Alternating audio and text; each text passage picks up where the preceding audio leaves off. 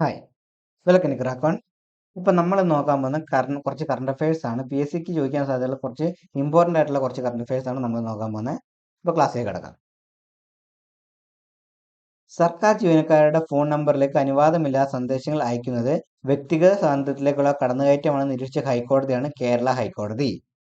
2025-26 വർഷത്തെ Ranji trophy cricket ജേതാക്കൾ എന്ന് പറഞ്ഞാൽ ജമ്മു കാശ്മീരാണ്. ജമ്മു കാശ്മീരാണ് ഇത്തവണ എന്താണ് രഞ്ജി ട്രോഫി ക്രിക്കറ്റിന്റെ ജേതാക്കളായി മാറില്ല. 2025-26 വർഷം ഓർത്ത് വെച്ചോളൂ കേട്ടോ. പിന്നെ ഹയർ സെക്കൻഡറി പരീക്ഷാ ചോദ്യപേപ്പറുടെ സുരക്ഷ ഉറപ്പാക്കുന്നതിനായി Kerala infrastructure and technology for education പുറത്തിറക്കിയ മൊബൈൽ ആപ്പാണ് ക്യൂ ട്രാക്ക്. ഇനി അമ്മയിൽ നിന്ന് കുഞ്ഞിലേക്ക് HIV-യും സിഫിലിസും പകരുന്ന പൂർണ്ണമായി ഇല്ലാതാക്കിയ ആദ്യ യൂറോപ്യൻ യൂണിയൻ രാജ്യമാണ് ഡെൻമാർക്ക്. ഇന്ത്യയുടെ ഗഗയാൻ ദൗത്യത്തിന്റെ ഭാഗമായി ഏത് രാജ്യത്താണ് ഇന്ത്യ നിരീക്ഷണ കേന്ദ്രം സ്ഥാപിക്കാൻ പോകുന്നത്? അത് ഓസ്ട്രേലിയയിലാണ് കേട്ടോ. അത് ഇമ്പോർട്ടൻ്റ് ആണ്. ഇത് സയൻസ് ആൻഡ് ടെക്നോളജി എന്നുള്ള ഭാഗത്തൊക്കെ കറണ്ട് അഫയർ ആയിട്ട് ചോദിക്കാൻ സാധ്യത ഇമ്പോർട്ടൻ്റ് ആയിട്ടുള്ള ഒരു കറണ്ട് അഫയർ ആണ് ഇത്.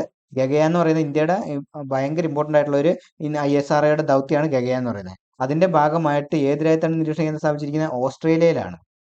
ഈ 2026 ഇന്റർനാഷണൽ കൈറ്റ് ഫെസ്റ്റിവലിന് വേദിയായത് ഗുജറാത്തിലാണ്. കൈറ്റ് ഫെസ്റ്റിവൽ വേദിയായത് ഗുജറാത്തിലാണ്. 2020 ലോകകപ്പിൽ വിജയകരമായ റൺസ് ചേസിൽ ഒരു ഇന്ത്യൻ താരത്തിന്റെ ഉയർന്ന വ്യക്തിഗത സ്കോർ എന്ന റെക്കോർഡ് സ്വന്തമാക്കിയത് സഞ്ജു സാംസൺ. മലയാള ഭാഷാ ബില്ലിന് ഗവർണറുടെ അംഗീകാരം ലഭിച്ച ദിവസം എന്നാണ്? 2026 മാർച്ച് 4-നാണ് മലയാള ഭാഷാ ബില്ലിന് ഗവർണറുടെ അംഗീകാരം ലഭിച്ചത്. 2026 ഫെബ്രുവരിയിൽ ഇന്ത്യൻ വ്യോമസേനയുടെ സൈനിക അഭ്യാസ പ്രകടനമായ വായു ശക്തി 2026 വേദിയായത് ജയ്സാൽമീർ ആണ്. ഇനി ലക്ഷദ്വീപിൽ ഏത് ദിവസമാണ് നോ വെഹിക്കിൾ ഡേ ആയി ആചരിക്കാൻ തീരുമാനിച്ചത്? ബുധനാഴ്ചയാണ് കേട്ടോ. ബുധനാഴ്ച എന്താണ്? No vehicle day. ലക്ഷദ്വീപിൽ നോ വെഹിക്കിൾ ഡേ കേട്ടോ.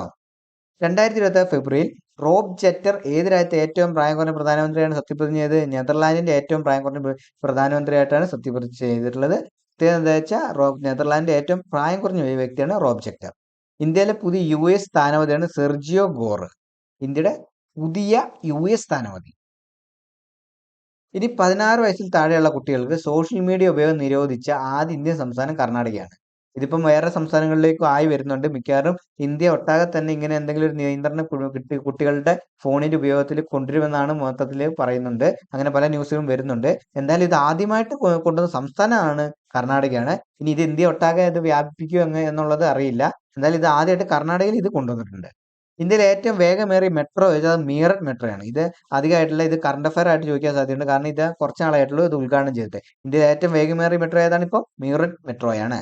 ഇനി സംസ്ഥാന വിദ്യാഭ്യാസ വകുപ്പ് അടുത്തിടെ ആരംഭിച്ച കളികളിൽ ഏർപ്പെടാനുള്ള കുട്ടികളുടെ അവകാശം സംരക്ഷിക്കുന്ന പദ്ധതി. അതായത് കുട്ടികൾക്ക് കളിക്കാനുള്ള കളികൾ ഏർപ്പെടുന്നതിന് തടയാതിരിക്കാനായിട്ട് ഒരു പദ്ധതിയാണ് ഇപ്പം കൊണ്ടുവരുന്നത്. സംസ്ഥാന വിദ്യാഭ്യാസ വകുപ്പ് കൊണ്ടുവന്നതാണ്. കാരണം ഇപ്പൊ കുട്ടികൾക്കൊക്കെ കളിക്കാനൊക്കെ പോകുന്ന താല്പര്യം എല്ലാവരും ഫോണുകളും ഇന്റർനെറ്റും ഒക്കെ ആയിട്ട് അഡിക്റ്റഡ് ആണ്. അപ്പൊ അതിൽ നിന്നൊക്കെ മാറിയിട്ട് കുട്ടികൾ കളിക്കാനും അതിനെ തടസ്സപ്പെടുത്താതെ ഇരിക്കാനും ഉള്ള ഒരു അവകാശ സംരക്ഷണ പദ്ധതിയാണ് നാരങ്ങാ മിഠായി എന്ന് പറയുന്നത്. ഇനി മാതൃഭൂമി സാഹിത്യ പുരസ്കാരം 2025 മേതിൽ രാധാകൃഷ്ണനാണ്. ആർക്കാണ്? മേതിൽ രാധാകൃഷ്ണൻ.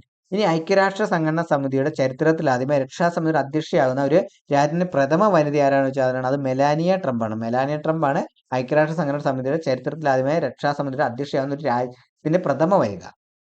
ഇനി വന്യമൃഗങ്ങളെ മയക്കുവെടി വെക്കുന്നതിനായി വികസിപ്പിച്ച ഡ്രോൺ ഉപയോഗിച്ചുള്ള ഇന്ത്യയിലെ ആദ്യത്തെ സംവിധാനത്തിന്റെ പേരാണ് ഗജാസ്ത്രം. കേന്ദ്ര വാണിജ്യ വകുപ്പ് മന്ത്രാലയത്തിന് കീഴിലെ സ്പേസസ് ബോർഡിന്റെ വൈസ് ചെയർമാനായി നിയമിതനായത് ഷാജി രാഘവനാണ്. ഷാജി രാഘവൻ.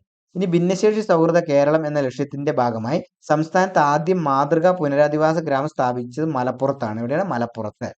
ഇനി ഇന്ത്യയിൽ ആദ്യമായി AI സാങ്കേതിക വിദ്യയുടെ സഹായത്തോടെ വിമാനത്താവളം മാനേജ്മെന്റ് നടപ്പിലാക്കുന്ന കേരളത്തിലെ വിമാനത്താവളമാണ് കണ്ണൂർ. കണ്ണൂർ എന്താണ് പ്രത്യേകത? AI സാങ്കേതികതയുടെ സഹായത്തോടെ വിമാനത്താവളം മാനേജ്മെന്റ് നടപ്പിലാക്കി. ഇനി സംസ്ഥാന ബാലാവകാശ സംരക്ഷണ കമ്മീഷൻ കുട്ടികൾക്കായി ഒരുക്കുന്ന ഇന്റർനെറ്റ് റേഡിയോ ആണ് റേഡിയോ നെല്ലിക്ക. എന്താണ്? റേഡിയോ നെല്ലിക്ക.